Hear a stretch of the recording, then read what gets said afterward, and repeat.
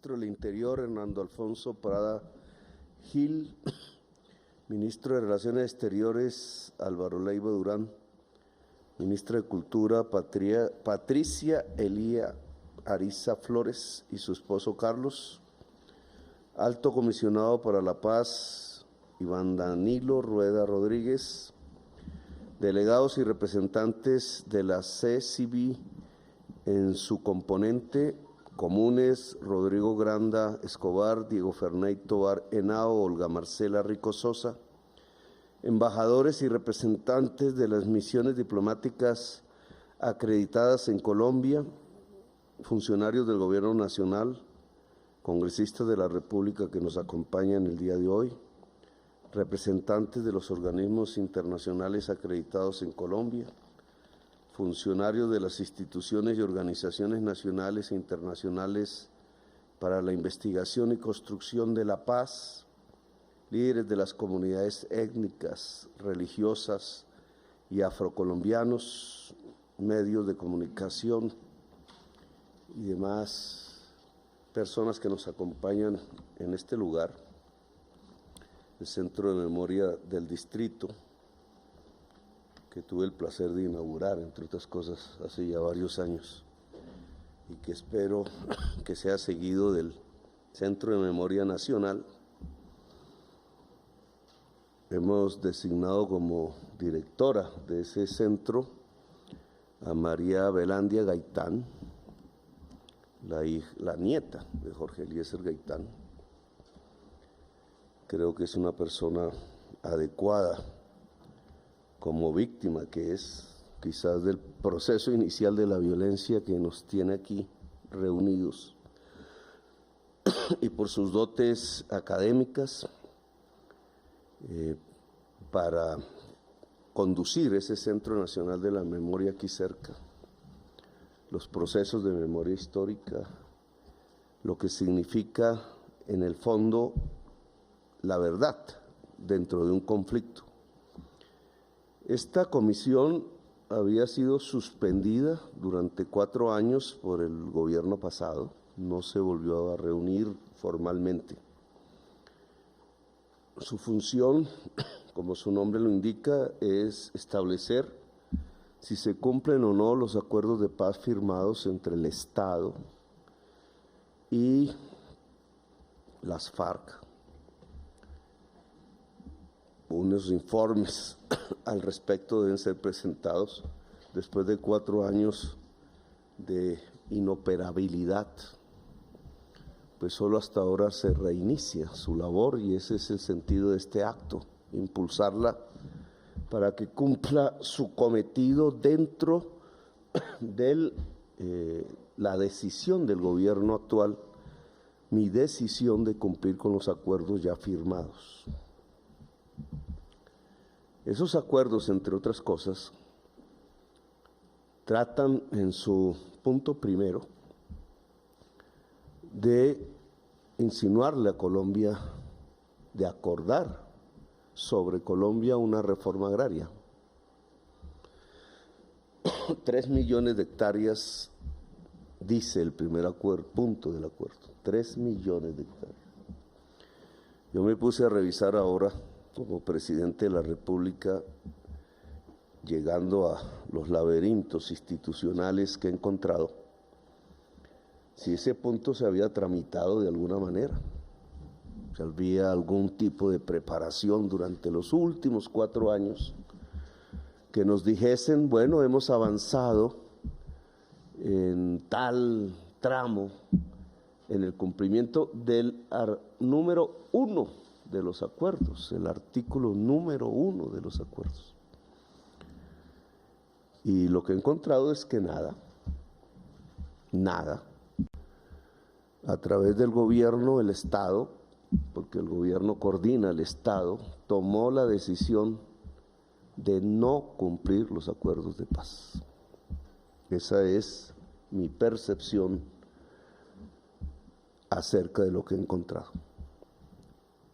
Ya ustedes darán la suya, porque si uno ahonda en este primer punto apenas de los acuerdos, 3 millones de hectáreas a precios de mercado, del mercado colombiano de la tierra, que es regional, que depende, como en todas partes, de la fertilidad y calidad de la tierra.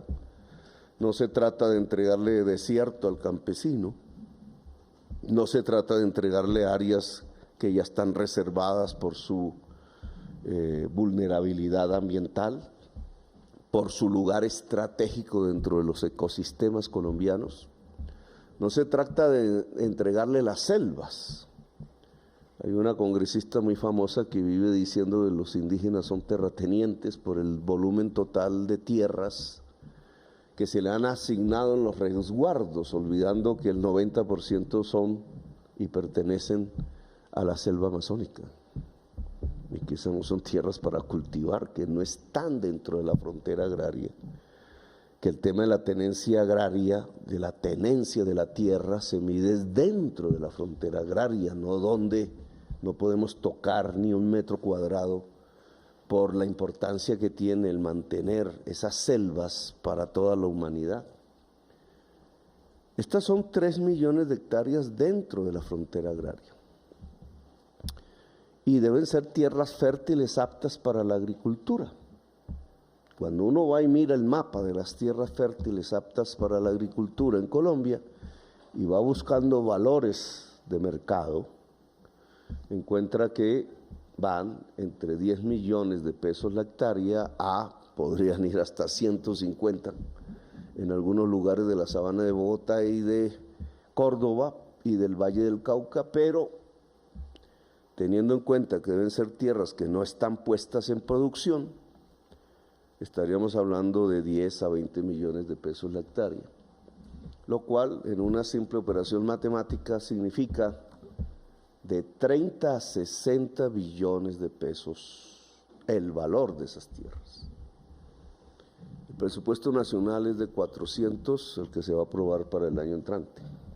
400, cuya mayor parte tiene que ver en 120 billones aproximadamente con pagar deuda.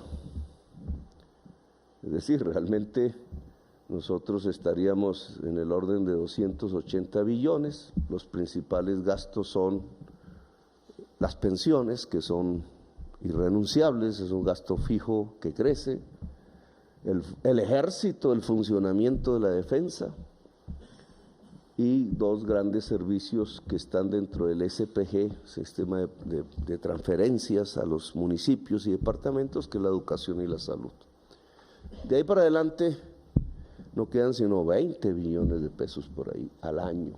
Con eso se hacen carreteras, con eso se hacen ciertas obras de infraestructura, con eso se hacen inversiones que el gobierno pasado dejó comprometidas a través de las vigencias futuras. Entonces pregunta, ¿y cómo se va a cumplir el primer punto del acuerdo de las FARC? Respuesta, el gobierno pasado nunca pensó en eso. De donde saco mi conclusión. Nunca construyó un fondo o algo que avanzara o algún sistema de endeudamiento interno o de consecución de recursos adicionales que nos permitiera comprar paulatinamente y no en un lapso de 30 años, los actuales campesinos estarán muertos en esa época, sino para dentro de aquí a 4 años, 30 millones de hectáreas. Es decir, una inversión de 30 a 60 billones de pesos. Al contrario, el gobierno pasado creó una norma que establece un marco fiscal restrictivo para este gobierno, se lo creó a este gobierno.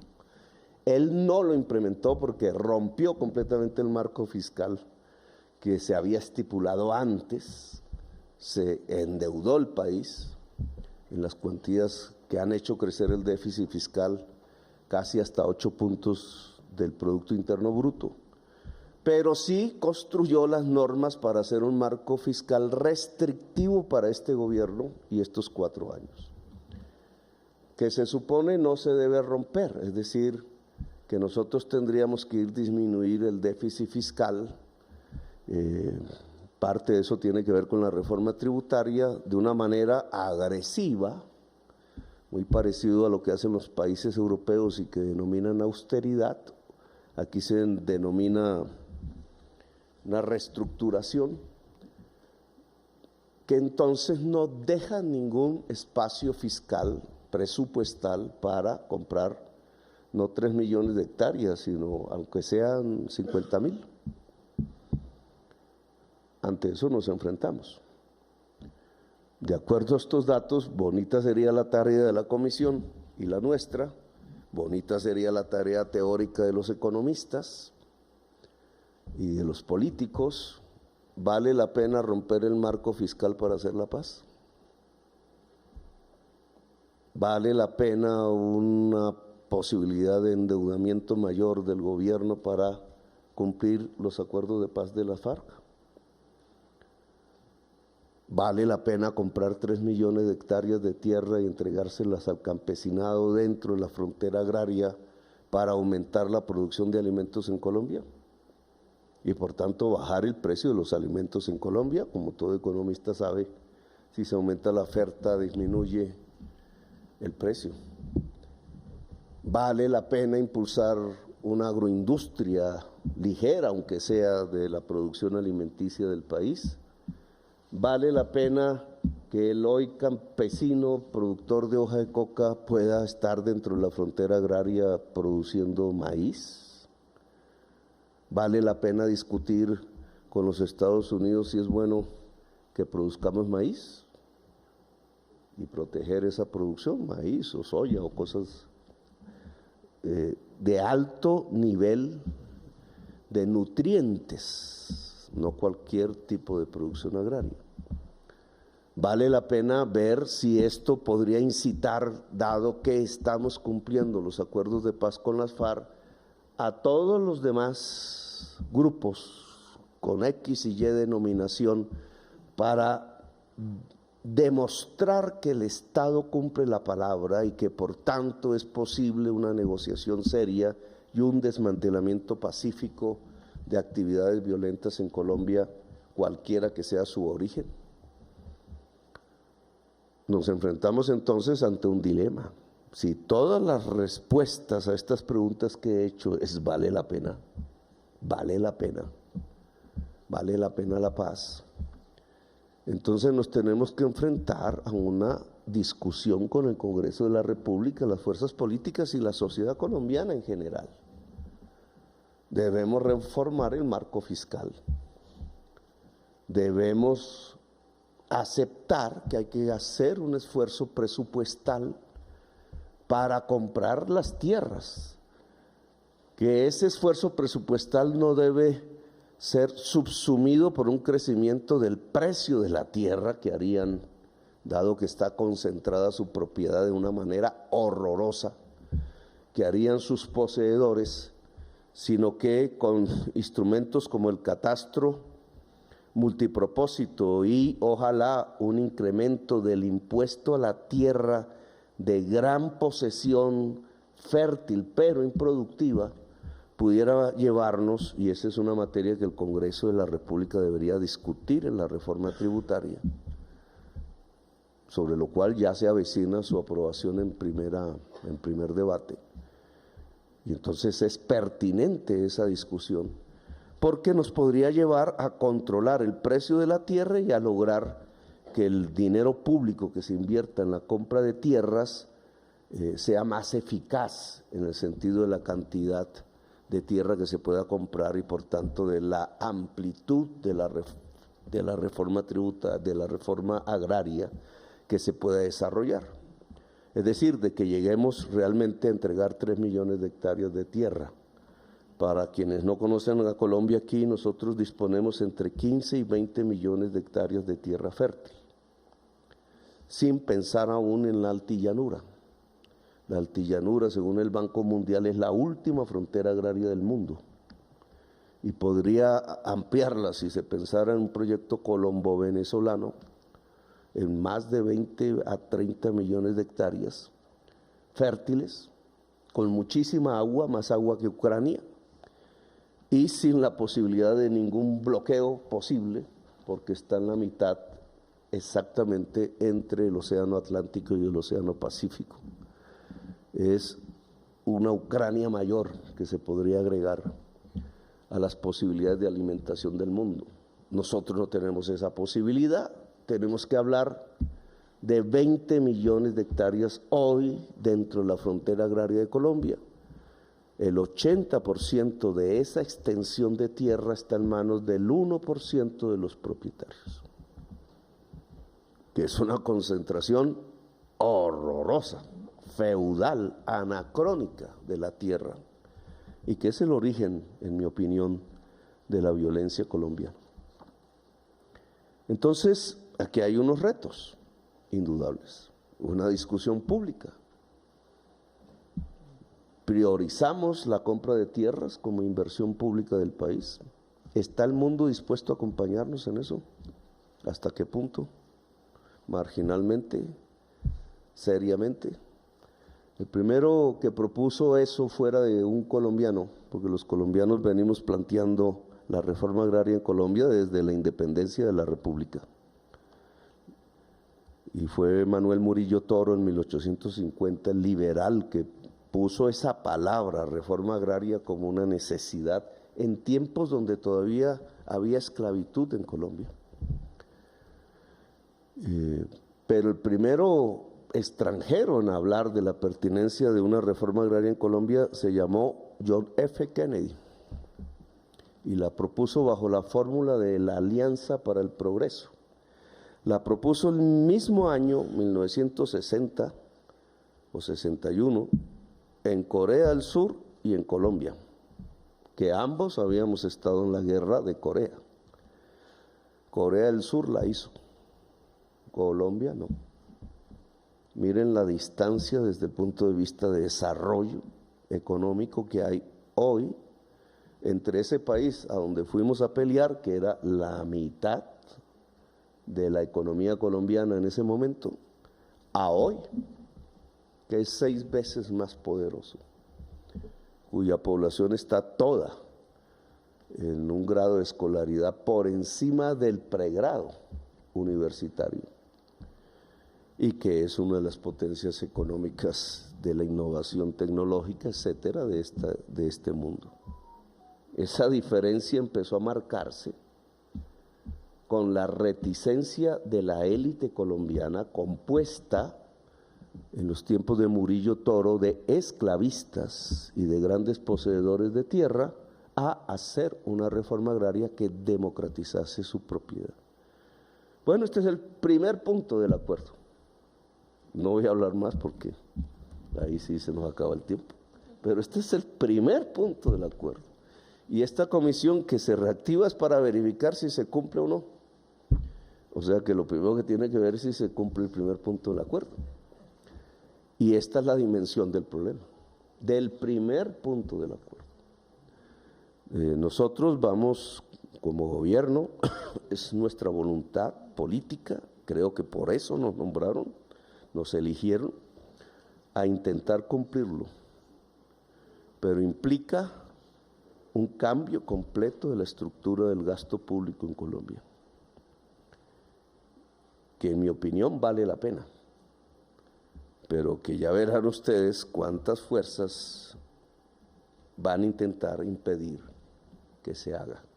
Comprar la tierra significa no agredir a la persona tenedora de la tierra hoy, independientemente de su historia, porque la historia de la tierra de Colombia, de la tierra fértil, es una historia ensangrentada, es una historia violenta.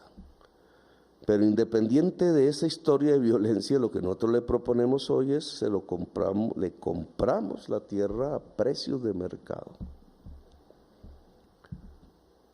Eso debe ser una condición de paz. Darío Restrepo, creo que Darío Fajardo es el autor de la frase, suelten la tierra para que hagamos la paz. Yo la cambio, no la suelten, se la compramos. Le compramos la tierra para que hagamos la paz. Bueno, gracias, muy amables.